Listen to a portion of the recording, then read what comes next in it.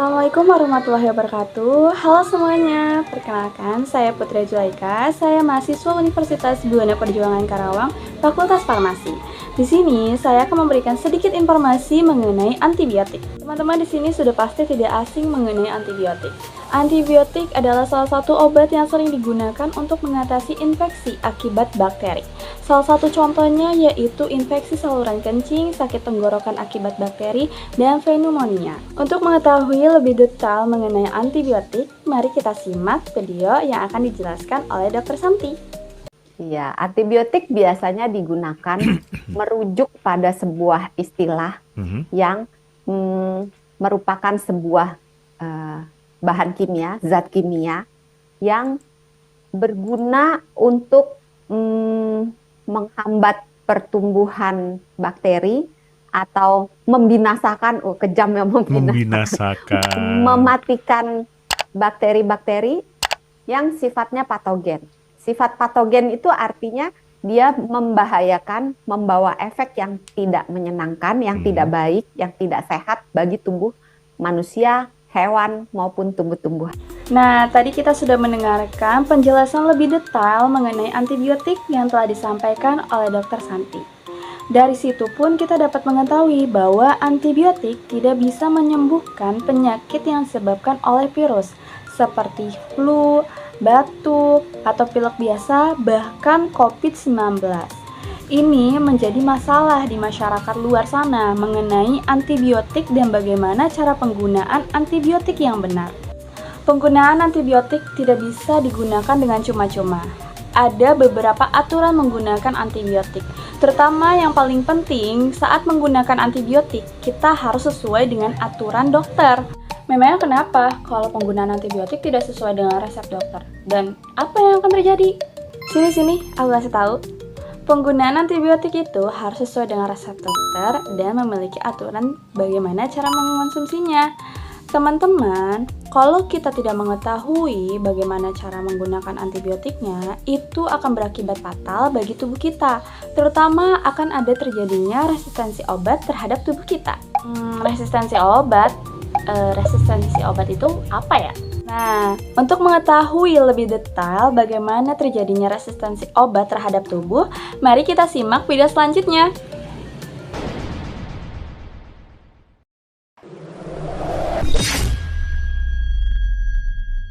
Aku adalah antibiotik. Aku akan membantu sel darah putih membasmi kalian.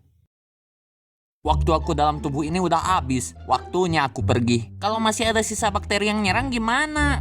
Kalau bos kalian lanjut minum antibiotik, nanti bakal ada bantuan antibiotik lagi yang datang.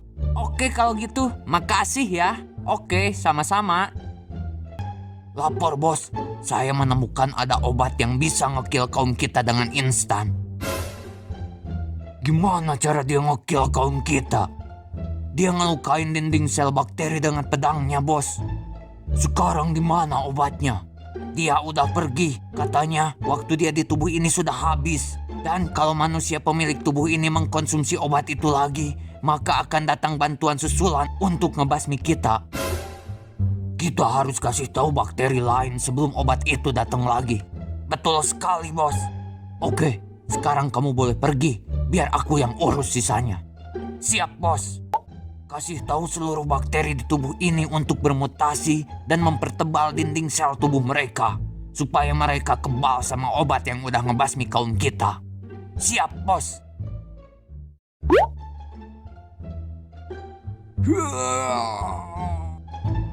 Alhamdulillah, udah mendingan. Kalau gini mah, gak usah minum antibiotik lagi.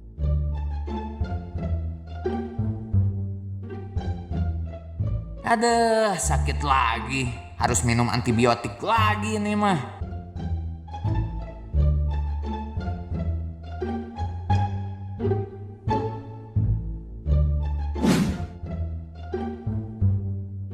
Akhirnya datang juga bantuan antibiotik.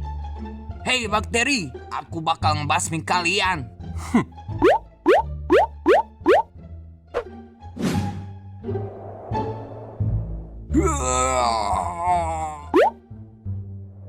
Ya.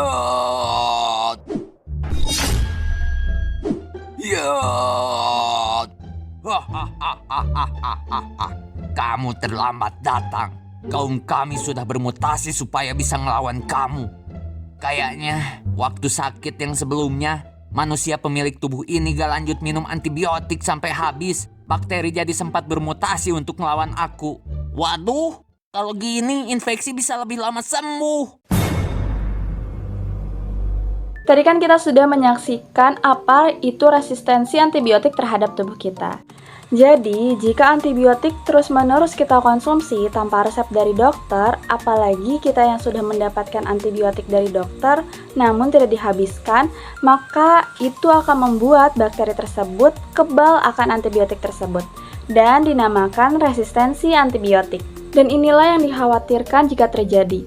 Resistensi antibiotik jika terjadi pada tubuh akan mengakibatkan antibiotik tersebut sudah tidak dapat membunuh bakteri dan infeksi akan sangat sulit untuk disembuhkan, bahkan dapat berakibat fatal.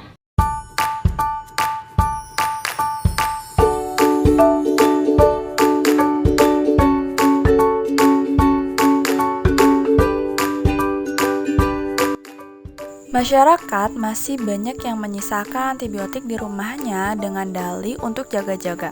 Padahal kebiasaan seperti ini sangat beresiko. Mengonsumsi antibiotik tanpa resep dokter bisa menyebabkan pengobatan tidak tuntas dan mempercepat resistensi. Dosis itu harus habis kalau kasih dokter gitu aja yang saya tahu. Kalau menanyakan kegunaannya saya nggak pernah menanyakan. Kata dokter suruh minum, ntar dihabisin gitu. Jadi, antibiotik harus dipakai dengan benar, diminum sampai habis sesuai resep dokter. Oh ya, antibiotik juga nggak bisa dipakai untuk mengobati penyakit lain yang disebabkan oleh infeksi virus. Makanya, jangan sembarangan pakai antibiotik. Belum tentu penyakit kamu disebabkan bakteri, bisa aja penyebabnya virus. Ingat, konsumsi antibiotik harus berdasarkan resep dokter. Ini kata dokter tentang antibiotik.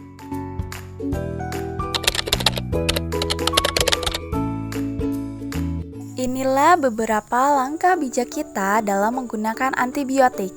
Yang pertama, gunakan antibiotik hanya dengan resep dokter. Habiskan antibiotik sesuai dengan petunjuk yang ada pada resep dokter, meski tubuh sudah merasa sembuh. Ingat, jangan berbagi antibiotik dengan orang lain.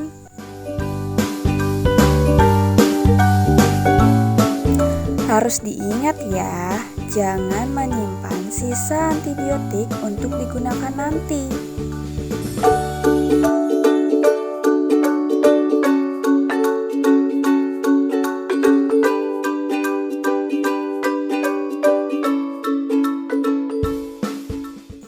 Teman-teman sekalian juga perlu ingat, jika flu atau batuk biasa, cukup beristirahat, minum air putih, dan makan makanan yang bergizi.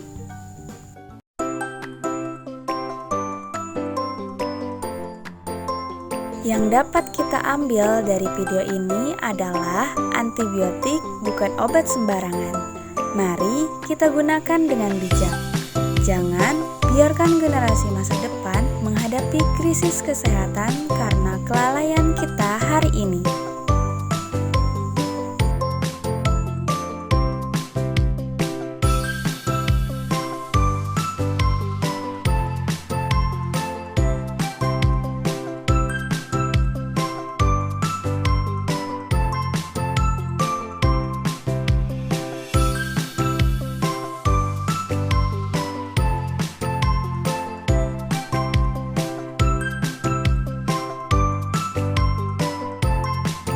Ayo cegah resistensi antibiotik, sayangi diri, sayangi keluarga, dan sayangi generasi.